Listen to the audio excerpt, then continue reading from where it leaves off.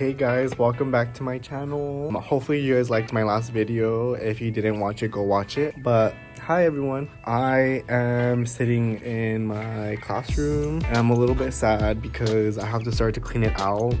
So I just wanted to show you guys a little bit my classroom because I feel like you'll be able to see my personality come alive throughout my classroom. Hopefully you guys like my classroom. If you guys have any tips, feel free to comment below and let me know. I'm a first year teacher. I think I'll create like a YouTube video with like a Q&A or like questions about my first teaching and how it went within the next month. But for right now, I just want to show you guys my classroom. So we'll start off with my desk. This is my desk area right now. So it's usually not this clean, it's usually way more messier. If we walk this way, you'll be able to see everything that was on my desk. I had to move it just because they are cleaning our classroom, so we have to like empty out all the desks and everything so they can wipe them down and stuff. So all of my stuff that was on my desk is now over there. But yeah, that was pretty much my desk area. When I first came into the class, the desk was all the way in the back. It was like back there, but I moved it up here. But yeah, so this is my desk area. My favorite thing is my wall. This is my wall right behind my desk. And if you take a look very closely, my kids drew all of these things for me. This is one of my favorite. I guess they're all my favorite, never mind. Isn't this cool, guys?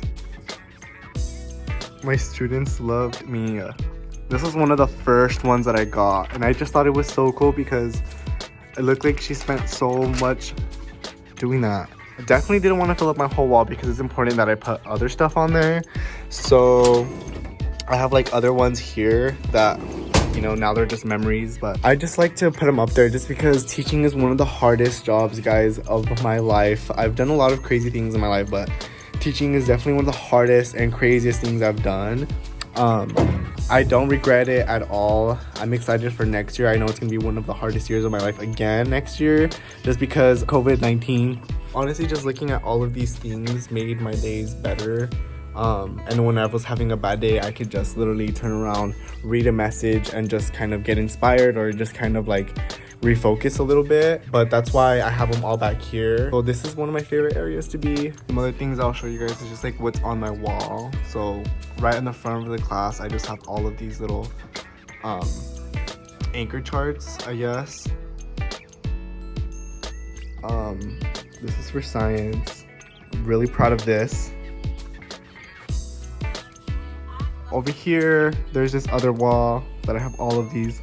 So my other favorite things that I am going to make sure I add on next year is these things on the top. So I have 1400, 1500, 1600, 1700, 1800. So this is like a timeline that I was thinking about. I got very busy during the school year, so I didn't get a chance to keep adding to it. This is kind of sad, but I just have 3 things on there.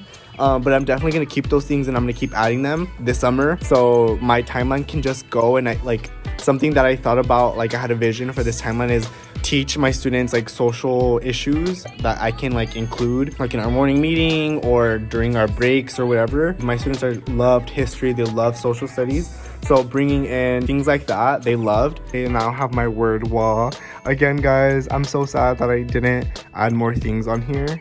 Here is, I try to do like a 3D, so that they like 3D model so that they can see a little bit, but then I ran out of ideas. But one regret is definitely not adding to the word wall. I need to add to that. This is a group project that they did. They got into groups and they got to present in front of the class on their topic, and the topic was, what is a poem, what is a paragraph? Pretty cool. Here I have my library area, all my books. All these books were donated. Shout out to the community who has supported me since day one. I got tons of book donations. Some of the books I inherited.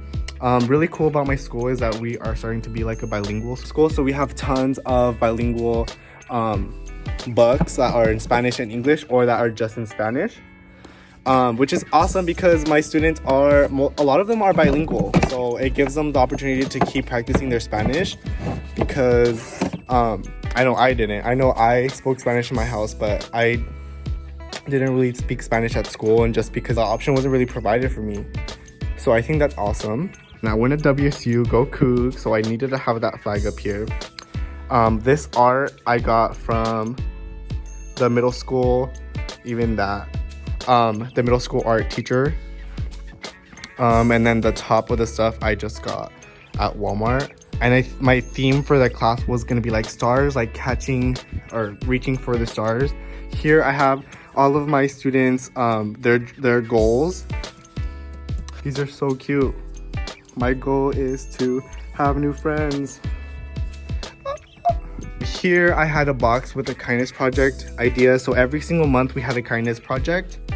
So there was a month that we wrote like thank you letters to the Northwest Immigrant Rights Project lawyers. And if you don't know who they are, it's a nonprofit immigration law firm that provides like free or low cost services to farm workers or people with low income. So it's really awesome. And I interned there one summer, so I know the work that they do. They're local and they do great work for the community. My students decided to, or they voted on writing thank you letters to them, and they loved it.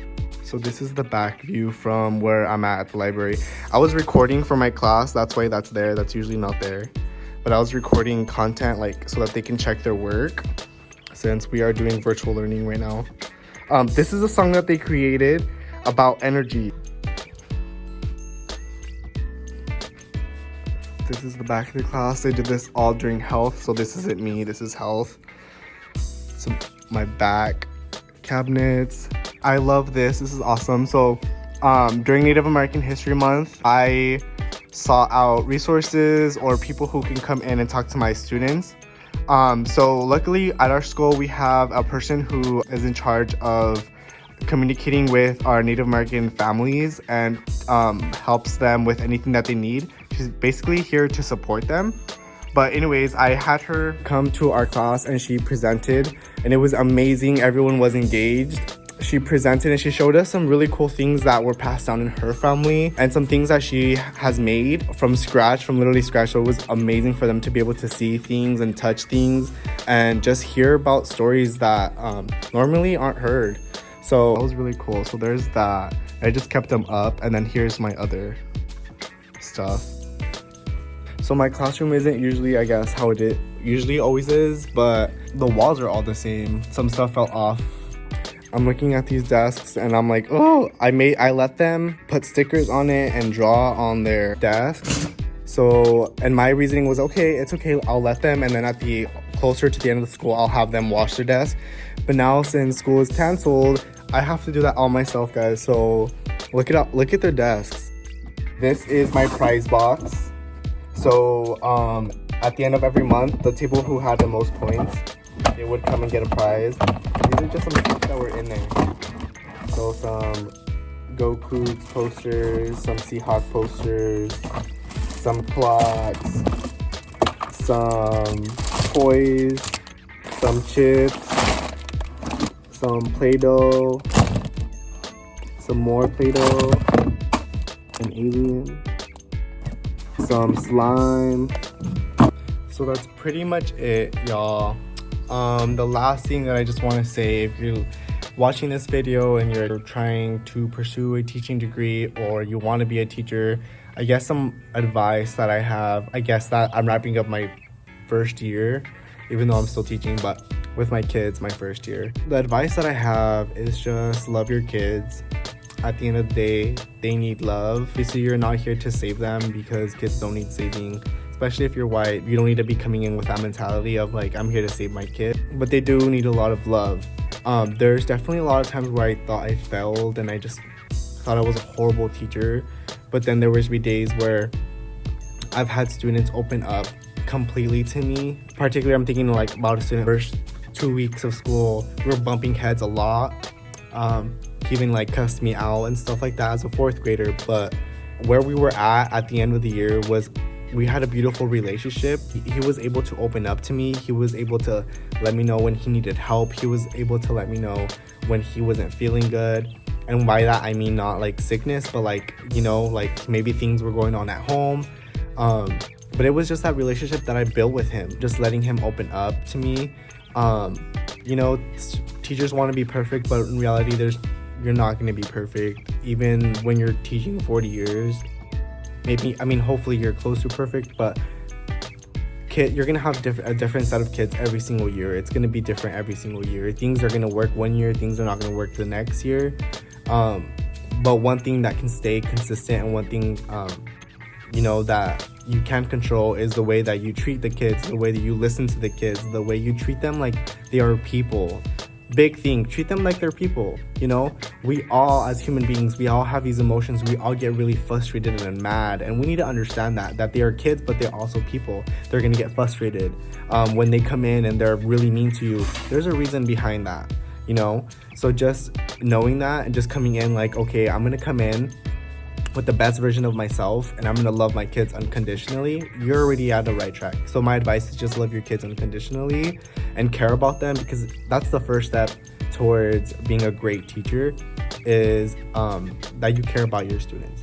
So I guess I just wanted to leave you with that. It's time for me to start cleaning up, so I need to wrap up this video, and I hope that you guys liked it. I try to keep it short. Stay tuned for the next video. Again, I'm gonna be uploading like a video how my first year went later next month.